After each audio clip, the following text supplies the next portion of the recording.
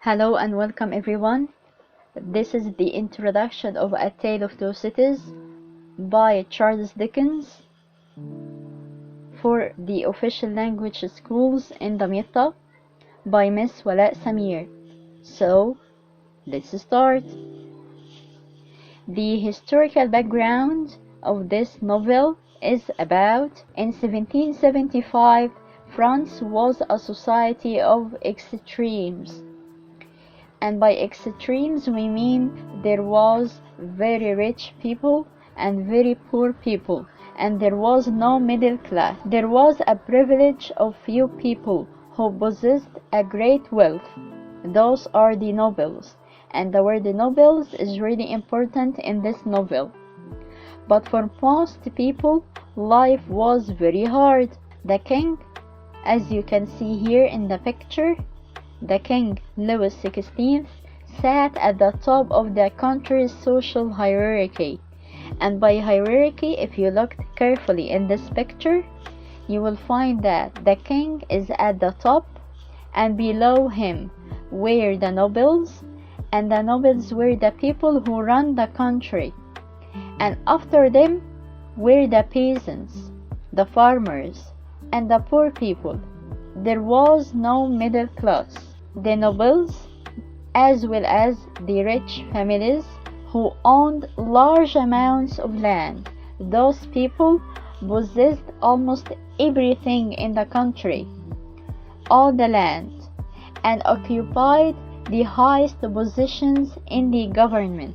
Plus, having a large amount of land, they also were the people who are to run the country and to say what to be done and what is not to be done. The large majority of the population were peasants. As we said before, most of the people were peasants, poor people, and farmers who lived in miserable poverty. They were really poor, and they had no influence on the way the country was run. Again, the nobles, as well as the king, were the people who are running the country, not the peasants. They weren't mentioned, they weren't cared for, they weren't asked about their own opinion about the way the country was run. They didn't own the land they worked on, plus they rented the land from the nobles. They couldn't afford to buy land for themselves, so they had to work on the nobles' land. And as you can see here in the picture, they were living in a really poor place. They rented it from the nobles, and by it we mean the land. They were obliged to pay heavy taxes. Plus, renting the land, they were forced to pay heavy taxes. And the taxes were supposed to be paid by the owner of the land, not the one who is renting it. But because it was a country or an era of injustice, they had to pay heavy taxes. The cities were places of great squalor.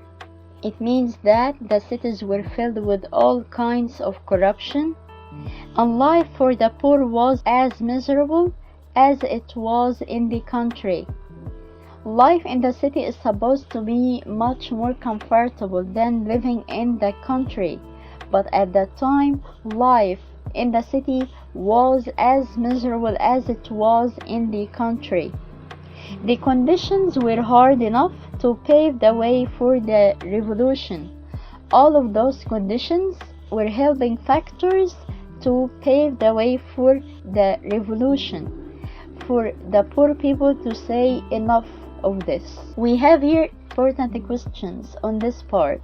The situations in France paved the way for the revolution. Explain.